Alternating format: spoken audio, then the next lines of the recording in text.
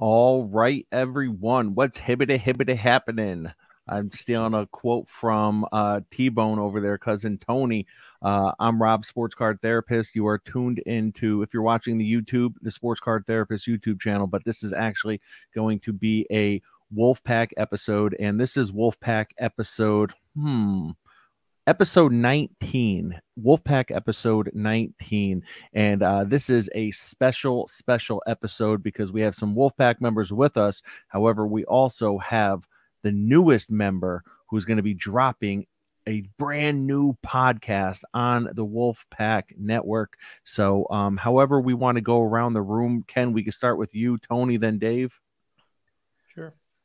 I don't know. I don't even know. Do I need to introduce myself? No. I mean, I think everybody knows me. I'm just going to say, hey, what's going on, everybody? Yeah, exactly what Ken said. There's a new guy over here we need to talk about. Yeah, he's the guy that needs to tell us all about himself. Yeah. So we have Dave, aka Iowa Dave, in the house. Dave, how you doing, man? Doing great. This is crazy. It's like I spent my whole life going to Yankee Stadium, watching the Yankees play, and all of a sudden I'm on the field wearing a uniform. I'm just, hoping not to soil myself too much. Well, so if we're the Yankees, can I be Jeter, or am I like the bench coach? No, David Wells. I'll take that.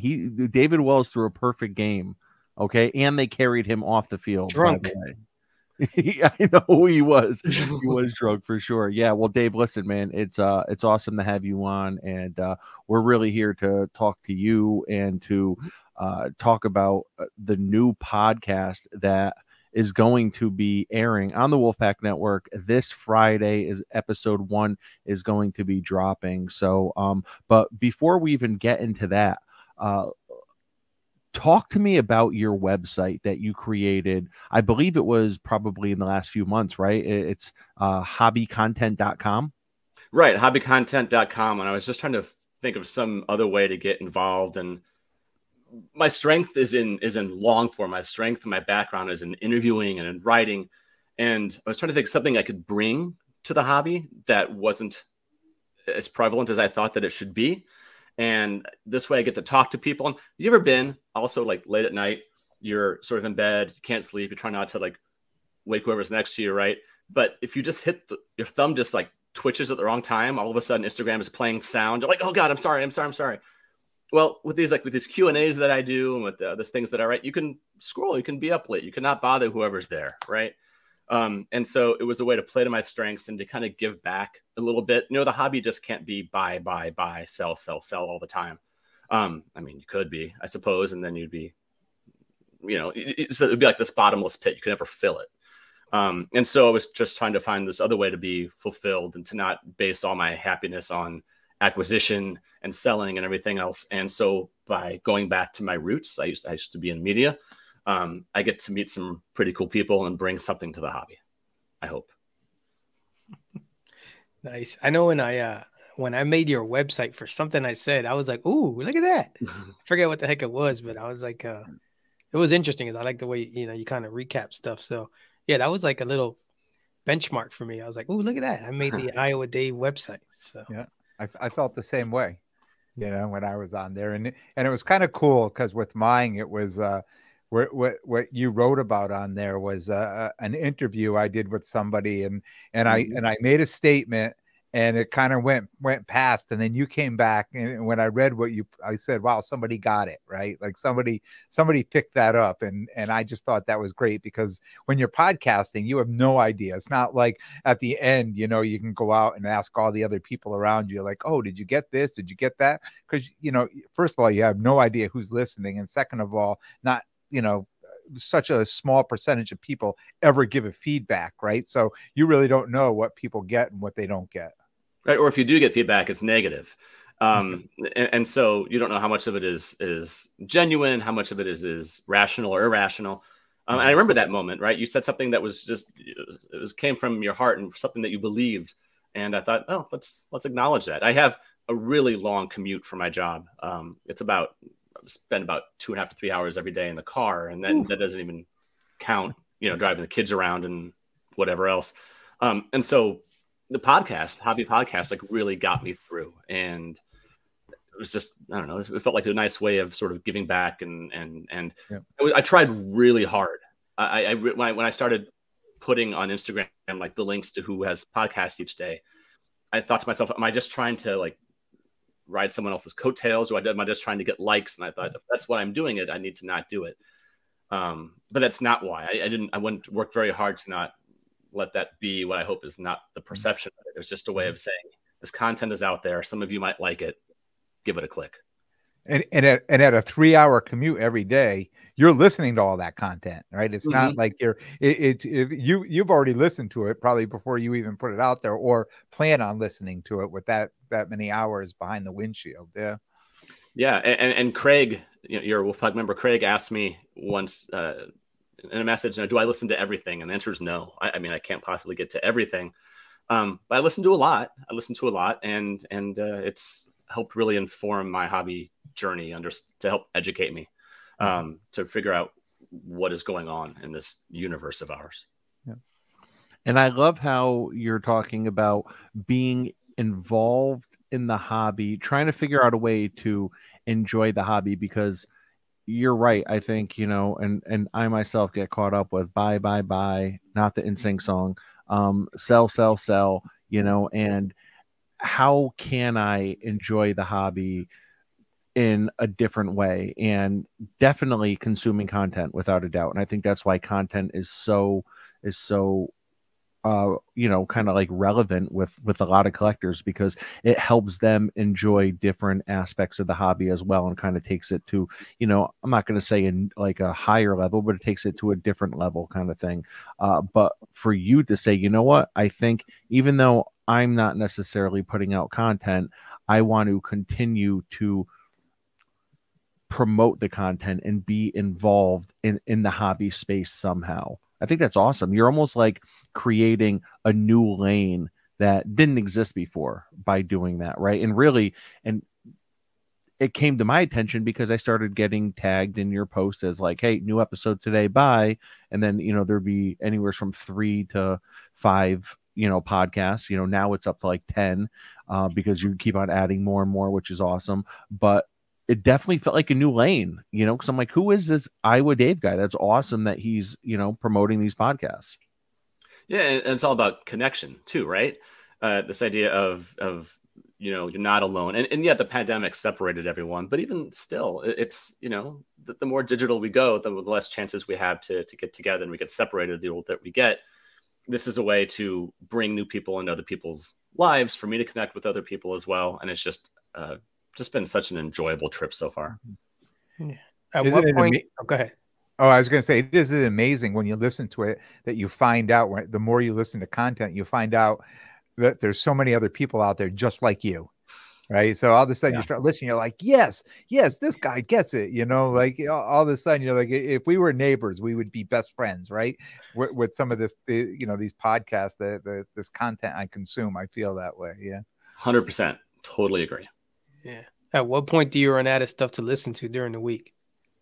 Sometimes I just make myself take a break. Like, I'm done talking about, I can't listen to this anymore. So I listen to a book, or sports, or politics, or something else like that. So, whenever I put a new one in, when one ends and I put a new one on, and when I'm 3 minutes in and realize I'm not actually listening anymore, that's sort of the signal that gotcha. Back away. You're hitting back 15 seconds too many times. Like, what did they say? What? I'm done. Yeah. So, all right. So now, at what point did you start getting the thought, I think I might want to do a podcast, or at the very least, I know you were doing the written interviews. So at what point what came first, the written interviews or the podcast? Because I know a lot of people will like reach out to me and they'll say, I really want to, have a podcast. I want to do something, but I'm kind of nervous, or I don't know where to start, or, I don't think I'll be good. I can't be as good as you. I'm like, dude, listen to my first few episodes. I have 200 episodes of practice. Like, it's one of those things where you're not, don't compare yourself to me. But at what point did you say, I think I might want to start putting my voice to MP3? To me, my voice is the written word first. That's my, I mean, as long as I can have a consciousness, I remember, and writing is how I express myself. And so doing the Q&As, those were first. And before that, there were essays. I'm going to bring some of those back now that I've got a handle on my schedule a little bit more, in addition to the weekly Q&As. But that was first. I thought about a podcast. I thought about whether the number one thing I thought about was, is there something that I contribute, or am I just going to be another middle-aged white guy talking to the hobby space? So like the people that I listen to, all of you, many others, they all contribute something to my hobby experience. It's great. And I thought, but can I do that? Or am I just going to be regurgitating the week's news? Or am I going to be doing something else?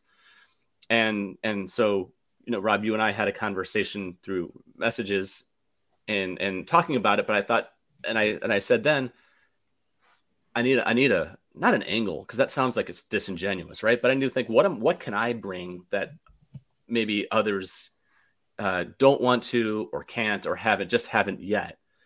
And then I thought about it for about a week, and this was, I don't know, 6 weeks, 8 weeks ago, whenever that was. And I thought, I'm on a budget, and I'm constantly, always on a budget. And budget is a broad word. Like some people's budget is $1 million a month, and some people's budget is $100 a month.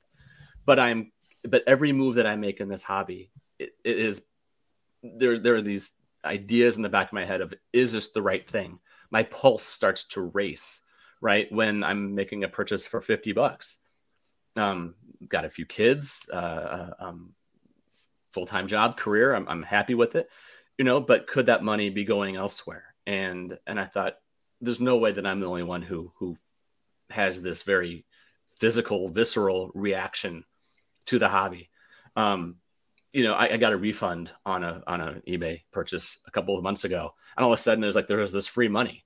And you know, I did this Q&A a few weeks ago now with Kevin Cormier, right? And he said that sometimes he gets paralyzed when there are too many choices and too many options, and he's got the funds, that he'll lose out on opportunities. And that's actually what happened to me, where, you know, there's this play money. I'm like, but I could be doing something else with it, or I could do this, or I could do that. I don't know. And I thought, this is something that needs to be talked through. And that's it. That's it. This is what I can bring. This is what I hope to articulate in this podcast, which is called the shallow end, because that's where I operate, in the shallow end of the hobby.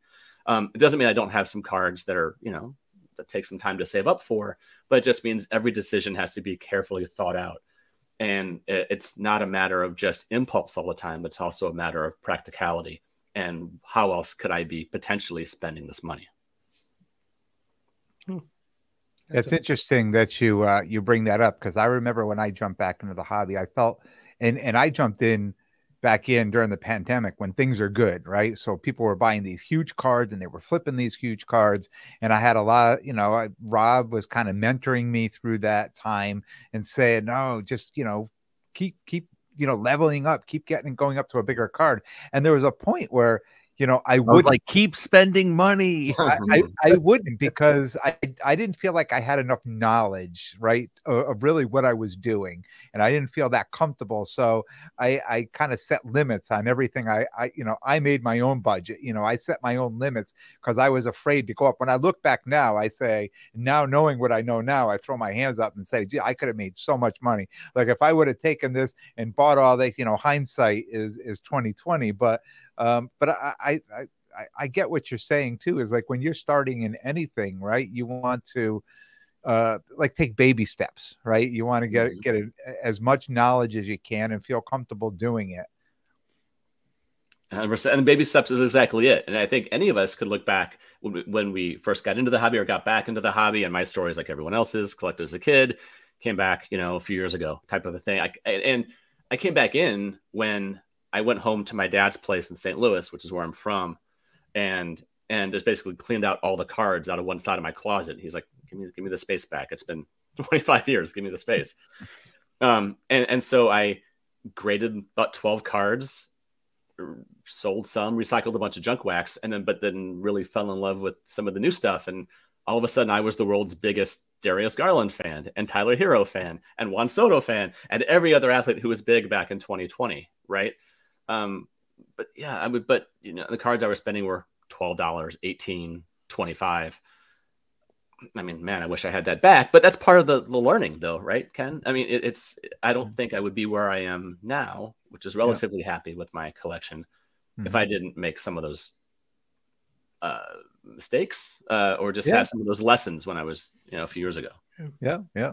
And that's really what started my podcast, right? Was mistakes I was making. I brought the L's as well as the W's, in there, and to try to help other people. Like I'm the type of person that even if you tell me, don't do this, I'm usually going to go do it because I want to know I experienced that enough to tell the next person when I say don't do this and they say why, and I'll say, well, here's my experience. Let me tell you what happened to me, but you can take it for what it's worth. So yeah, we learn from those L's, and if we get W's too early, L's are going to come later, right? Because we're going to make a lot more mistakes if we don't make those mistakes early. We make bigger mistakes later. Yeah. And I think you can, by kind of tiptoeing, or like you said, the baby steps. Yeah, you made what you call mistakes with those guys, but they were small. I'd rather make a $25 mistake than a $2,500 mistake, which a lot of people did that are not around today. There are a lot of people. So I think you played it the right way. Let me just dip the toe in a little bit, because somebody said it's hard to, it's a challenge to be frugal in this hobby, because you see, it's a great comment there by Brendan Ryan.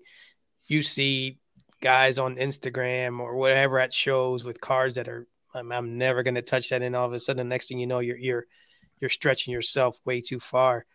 So, when you, like you say, you take those little hits, you can shake them off a little. A $10 hit's a lot easier to shake off than a $1,000 hit. That's a great point. And I think too, when you look at the age and what we're saying, the age group, right?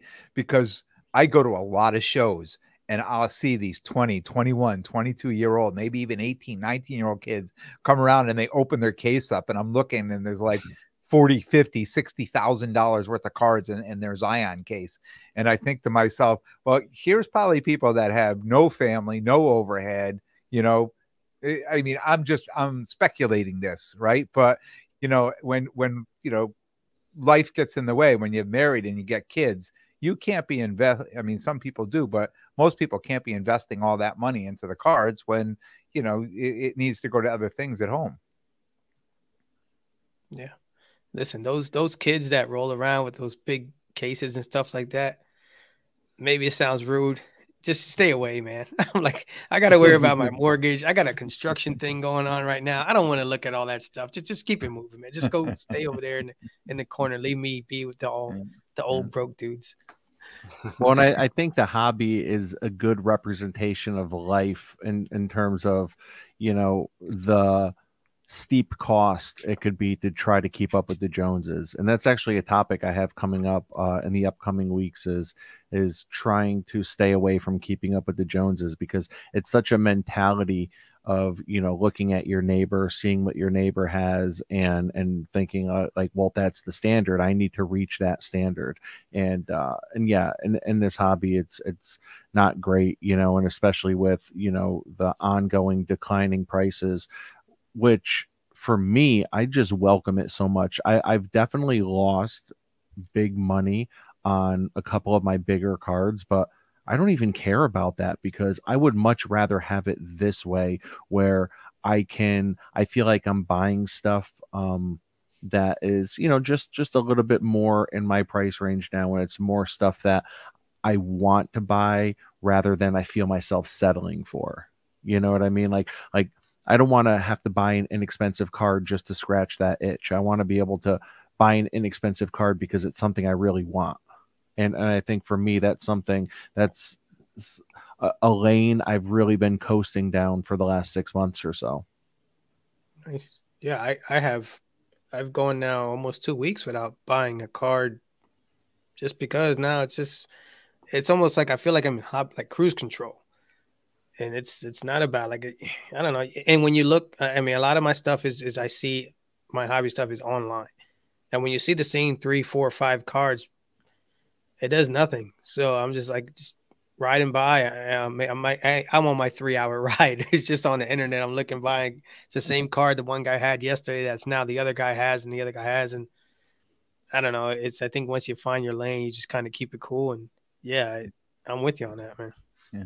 And if you can stay focused too, I think that was something that I learned a lot over this last year, is to be focused on what I'm buying, like to, what I'm PCing, right? And keeping, because I set up at shows, so I have my inventory that I set up at shows is completely separate from what my PC is. And I figured that out. I figured out how to do that, because a lot of it, I would put stuff in the case behind me, and then I would take it out and bring it to a show and then put it back. And I'm like, I'm not going to do that anymore.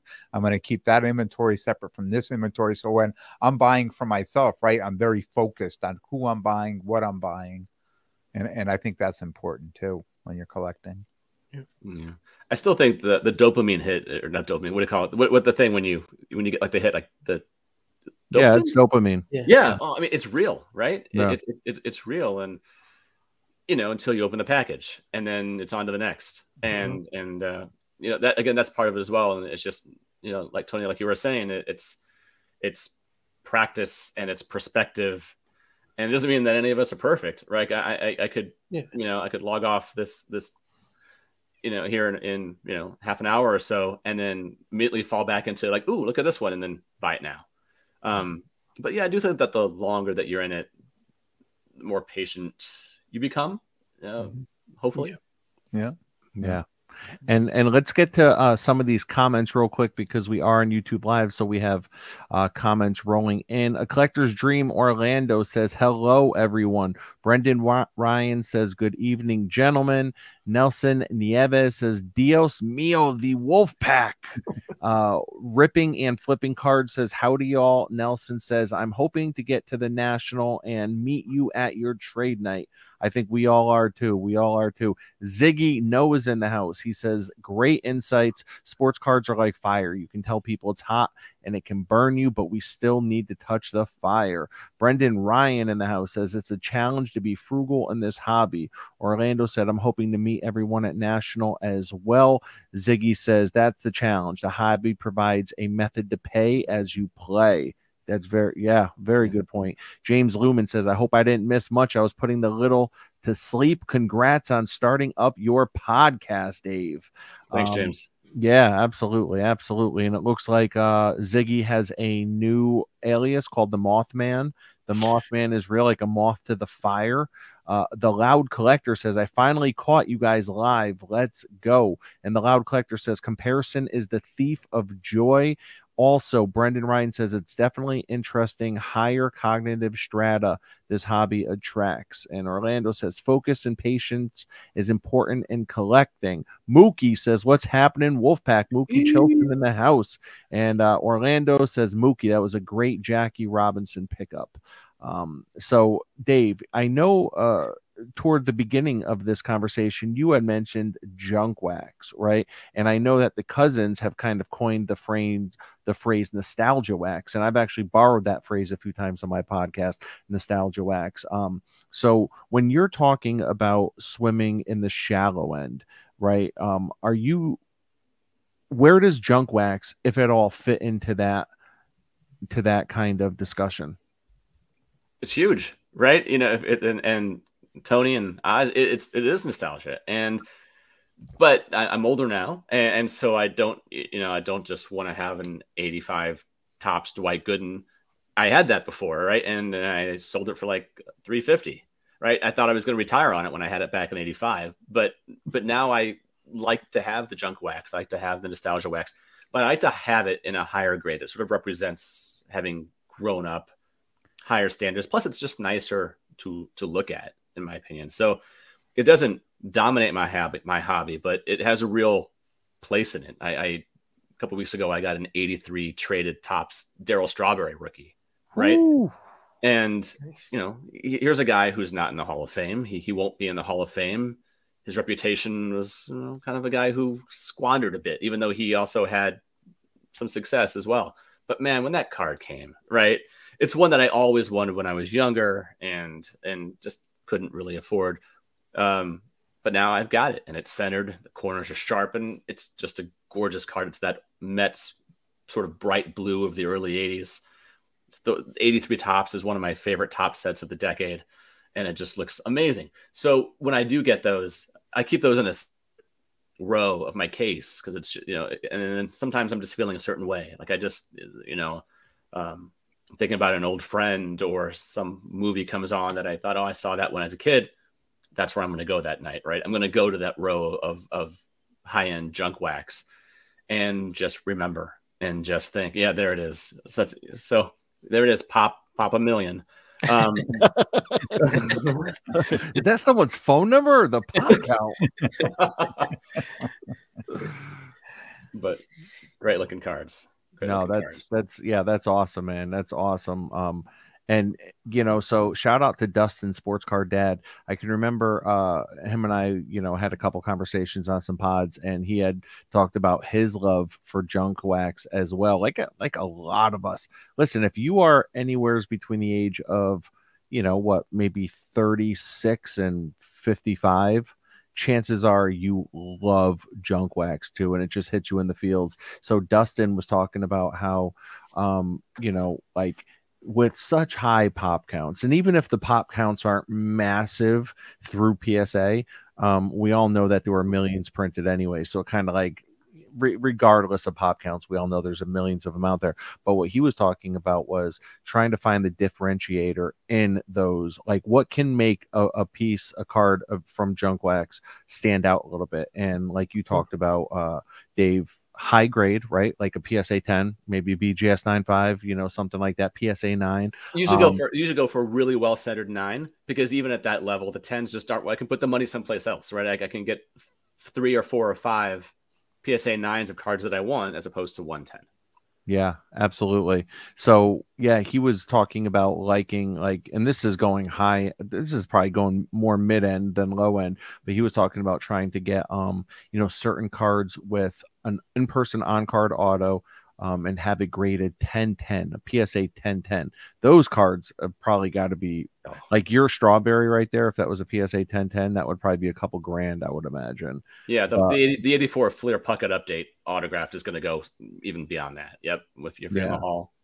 Yeah, so point being, like, the junk wax, I think, hits everyone in the feels. So regardless of what level your pocketbook is at, or whatever your budget is, we can all still enjoy this stuff that we've been beaten down with the notion of it's not worth anything. Yep. Like I said, it's worth something to me. Right?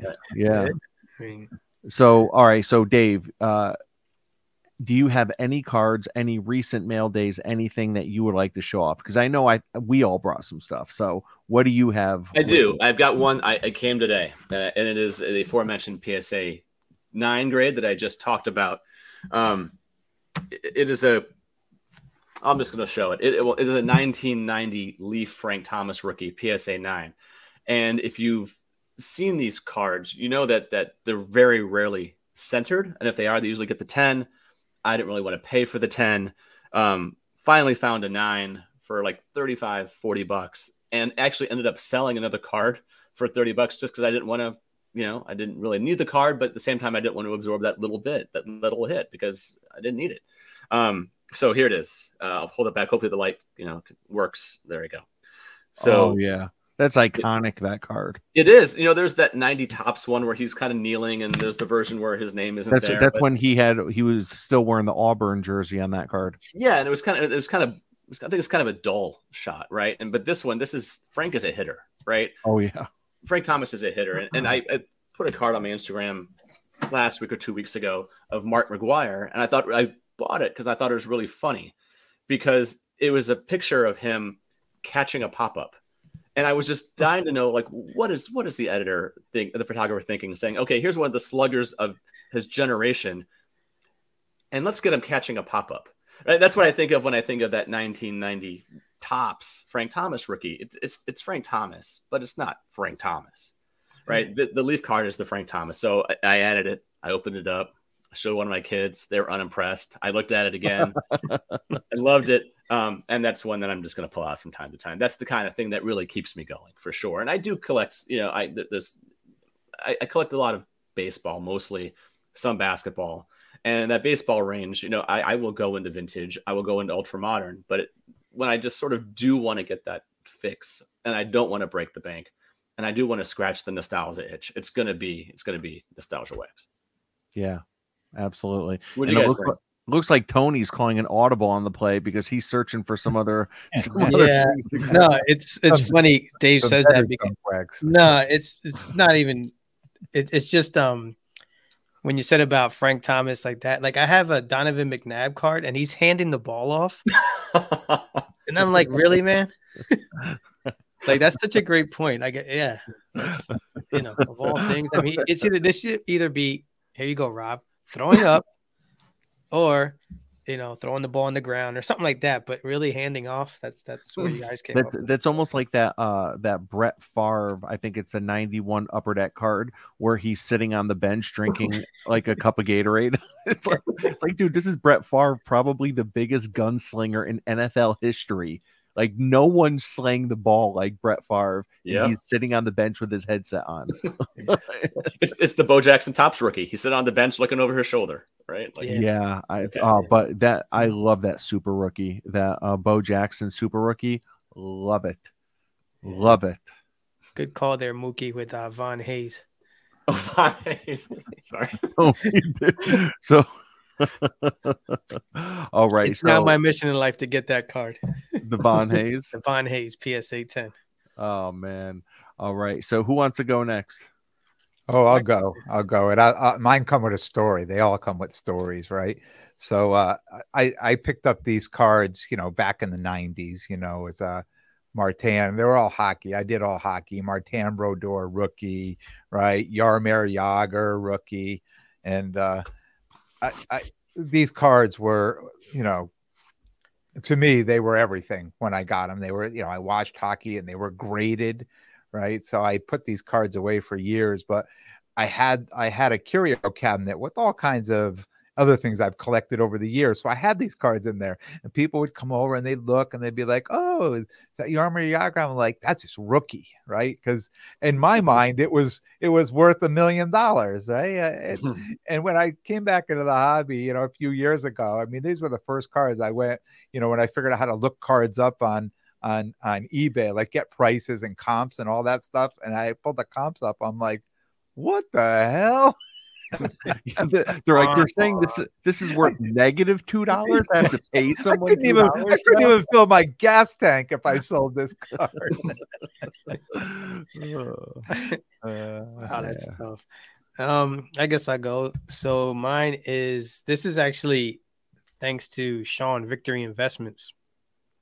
A whopping $4 for this bad boy. 1994 Pacific Gold Prism Randall Cunningham. Ooh. These were prisms before prisms were prisms. Wow, those were prisms with an S. Yeah, with an S. Yeah, like Prism like used to show Von Hayes. There was a station here in near Philly. It was called Prism. Yeah, and this is rarer than some people might think, but it's really cool, man. And he put me onto this, and $4. It was actually a $5 buy it now. I said, let me offer him $4 just for the, you know, shits and giggles. And sure enough, he accepted, and here it is. But yeah, very nice. Like it's you know, there's tons of stuff that you know, this is cool. I never even saw this when I was a kid, and Devin was like, he told me it was random. I was like, yeah, man, all day. Probably cost more to ship, right? Yeah.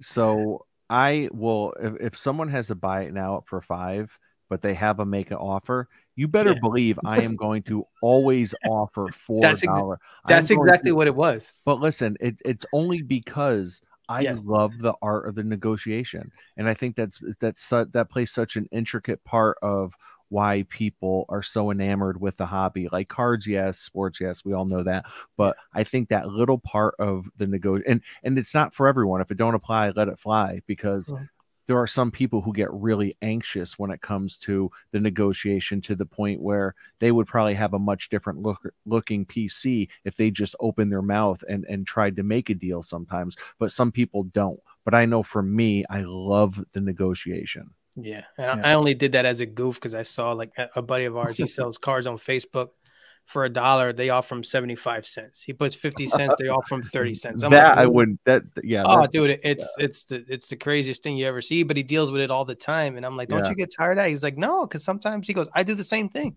Yeah. Like, all right. So yeah. I don't know about you guys, but I get angry when there's no make an offer option. Me too. Yeah. Me too. It's like, put it in. It doesn't matter if I've looked at this card and it's been $50 for 4 months and it's suddenly $30, but there's no make an offer. I'm like, I don't know. Yeah. Right? No, listen, here's the thing. I need that. And I had a story on my Instagram post the other day about the Bill Parcells auto that I have that I'm probably going to show in a sec. All you got to do is reach out to them, or just if someone doesn't have a make an offer and that's preventing you from actually, or if you've been watching it for months and never once have they sent like even a 5% discount offer, just message them, say, hey, do you have any room on this? I would love to buy it. But what really grinds my gears is when, say, a card is $40 and they have a make an offer and it has me offering all the way up to $38. Yeah, it's still denied. Okay. And now I only have one offer left. Okay. And I'm like, what do I do? Yeah, I'm all done. On to the next. Yeah. But you know, it's funny. I remember a comment from Extraordinary Dave, Extraordinary Cards said, and I I carry this with me. It said, if you paid full price for my card, right, that either I made a mistake or you made a mistake. Right. So nobody's going to pay full price for a card. So it's, and I feel the same way you guys, when you go on eBay, it's like, if it's $40 and that's it, well, I'm losing out because I haven't had the opportunity to maybe get a better deal on it or something. Right. And, you know, you probably put it for $5 more than I should really be paying for it. And I don't want to pay that extra $5. You know, it could be that, or it could be an extra $500. Right. But whatever it is, it's you never want to pay what somebody's asking price is. Nope. Yeah. And Ken, that's like the third time I've heard you reference that quote from Extraordinary Cards, because that was from an interview on my podcast. And I remember it too. He's like, listen, you know, either I made a mistake or you did. And in my head, I'm like, well, I know I've gotten to know Dave quite well. He doesn't normally make mistakes. So chances are every single card he posts, I know he's probably got some wiggle room, or I should at least try to do my due diligence with, you know, trying to negotiate. But so I'll show off a couple quick cards. I brought a couple because I heard junk wax. I'm like, yes. So I literally just got this card in the mail today. So the first time I saw this was about an hour ago. So big sucker for in-person on-card autos. Love them. Think they're super undervalued. Just think they're really cool. 10 times cooler than a pack pulled sticker auto, in my opinion. So I've been really buying up, and I haven't really talked about this on my pod. I've shown some pictures on Instagram, but I've been buying up a lot of, you know, on-card auto in-person junk wax. Like, I love it. To me, that hits so many boxes. And I even put in my Bill Parcells post from a couple days ago, there were like 9 or 10 straight up boxes that it just checked for me, every single box. And it's like, I'm sure like when people are reading, because I went back, I reread that thing like 10 times after I posted it, and it still made my heart skip freaking reading it. I was getting butterflies rereading what I wrote about why the card was so important to me. But so this one right here, for a New York Giants fan, I think it just is really cool for me to have. And this is from talk about junk wax, 1991 Football Pro Set. Okay, so this was, they had a couple cards. They had like almost like, I don't know if you call them inserts or parallels, but called the NFL Newsreel. And I was talking to Iowa Dave today on the phone, and he brought up the Tony Dorsett one, right? Where he like, or was it Tony Dorsett? Yeah. Who was it? Yeah, it was Dorsett. Yeah, like he like broke a record, and so all these newsreel cards. So this right here is on card auto of the Giants owner Wellington Mara. So the Maras have owned the New York Giants since their inception in 1925. And this is a picture of him actually selling part of this. He sold half to the Tisch family for $60 million back in 1990. And this is the picture of them like finalizing the deal. NFL shield in the background. Look at that. One giant. The Giants have been in a single family ever since 1925 to 91. And right here, he sold half of it to another family. And this is a Wellington Mara auto with the inscription Hall of Fame 97. So he got inducted into the Hall of Fame as an owner. Then I'm just going to keep showing some. Give me like a minute. I'm going to bust through all these cards. This is the Bill Parcells card that I posted about yesterday. I mean, this is probably my favorite junk wax set of all time, 1990 Pro set. I just love it. And I have many more Pro set on-card autos right here I'm going to show. But this Bill Parcells, I mean, if you didn't already, go to my Instagram post, read what I wrote about this. I could just go on forever about why this card is so incredible. And this somehow, I kid you not, I have, out of the thousands of cards I own, I think this card immediately got placed in the top 5 of any card I own. This card is just unbelievable to me, and I paid less than $100 for it. Is that Matt Barr behind him? No, so it's good memory though, Matt Barr. It looks like it's Sean Landetta, our punter. Okay, I wasn't sure if it was because I was okay. Yep. Then I see Carl Banks, middle linebacker, Carl Banks, and then I see a wide receiver. It looks like probably Stephen Baker. So you have a defender, a wide receiver, and then special teams directly behind him. Talk about having every aspect of the team behind you. Unbelievable. Okay, next. To piggyback off the 1990 Pro set, I have this mini PC. I call it mini. It's probably about 20 autographs now, maybe 30 of this era Giants, because this was my Giants. This was my era. Look at Mookie's comment. Dude bought half an NFL team for 60. I know, right? So I have a mini PC, probably about 30 autographs of the Giants' biggest opponents during that small period.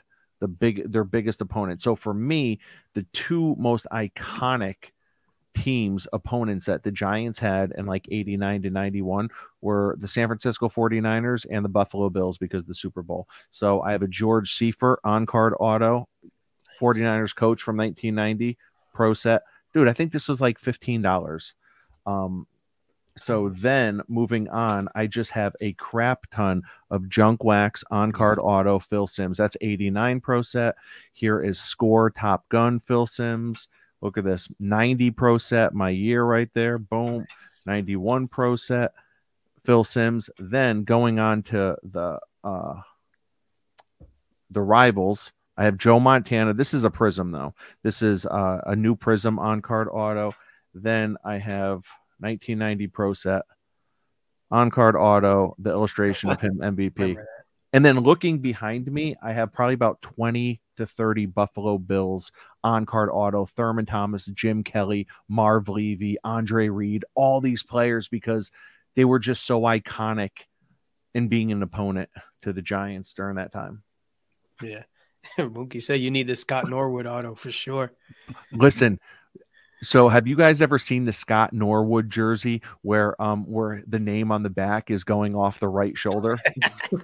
Like, no. Listen, if you go to a Buffalo Bills game wide right, I went to a regular season game in I think 2015. My cousin's a Bills fan. I'm a Giants fan. Went up to Buffalo, ran into Carl Banks at the #1 wing place in downtown Buffalo. Ran into Carl Banks Saturday night eating wings.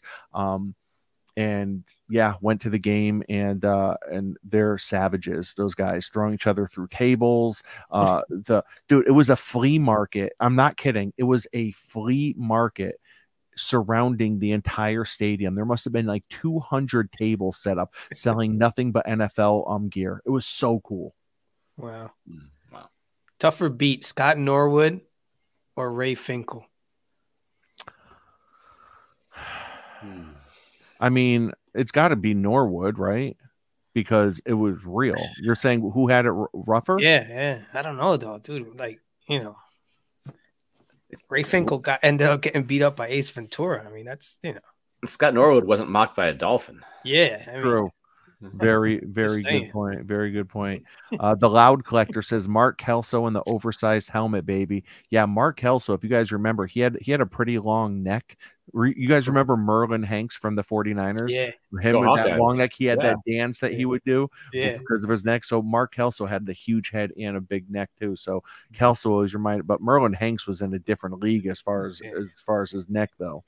I never thought we'd be talking about Merlin Hanks. Guys. So yeah, listen, Ken, don't forget about your auction, 9:15. Yeah. 35 seconds. Let's go. I'm like a walking alarm clock because so you're working on a card. So that's beautiful. So Dave, before we wrap up, I can show you my Buffalo Bill, Doug Flutie, if you need. I'm gonna guess that is 94. This is 2000 uncirculated. Yeah, don't distract him. It's worth like $8, but it's one of my favorite cards. Love it.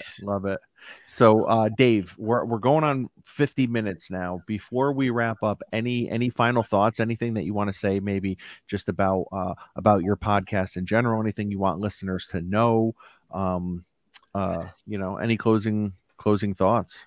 Yeah, absolutely. You got it? Oh, he got it. All right. Yeah, I hope everyone, give it a chance. First episode, always awkward, right? But Tony, you mentioned that you got that card from Victory Investments. The card that I talk about in the first episode, also acquired from Victory Investments as well. And it's the culmination of a 40-year hunt for a card that I've been wanting. So it finally comes through. Just finished up an interview right before I jumped on here for the second episode with Samuel Evans. Really, it was amazing. Beautiful. And I'm so excited to share that with everyone. But for those of you who give it a chance, thank you for your time. I know time isn't free. I appreciate you just giving it a chance, and I look forward to talking with you.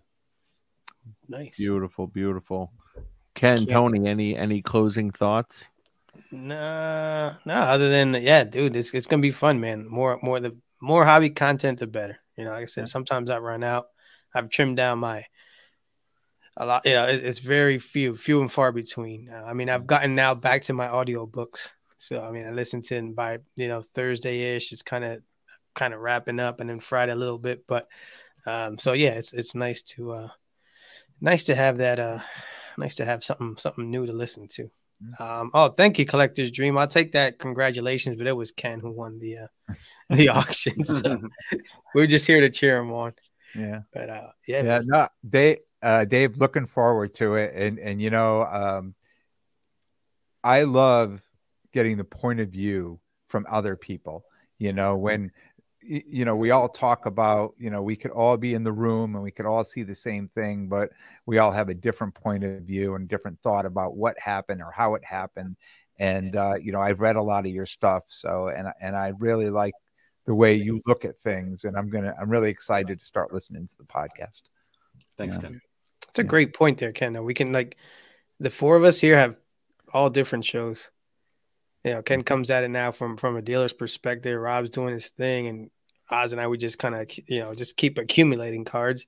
So it's going to be cool to see your perspective on it. It's weird how like you said, we can all be in the same room. We'll see it totally different. Absolutely.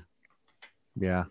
Well, yeah, Dave, looking forward to it. Can't wait. I know it's going to be, it's going to be a home run, man. It's going to be a home run. You have the mind of a hobby enthusiast. So, I'm looking forward to it. And, I guess that's it. And you're going to be at National, right, on Friday for trade night. I will be there. I am leaving first thing in the morning, where I live, eastern part of the state of Iowa, and so I can be in Chicago in about 3 hours. So I'll be there when doors open, and I will be there the entire day, including trade night. Let's go! I have to put him on the VIP list now. Yeah. Yeah, absolutely. You got a So big head. Ripping and Flipping Cards wants to know Dave's link. So Ripping and Flipping Cards, just go to the Wolfpack Network. He's going to be coming out on the Wolfpack Network. So we're definitely excited to have him there. So, you know, same place, iTunes, Spotify, everywhere you listen to Sports Card Therapist, Sports Card Lessons, or Cousins, go to Wolfpack, boom, you'll be able to find him. So, yeah, trade night. Looking forward to Dave meeting you in person for the first time. Yeah, looking forward to seeing everyone. So, Dave, you want to take us out? I do. Thanks, everyone. Have a great rest of the week. I look forward to talking with you. Peace.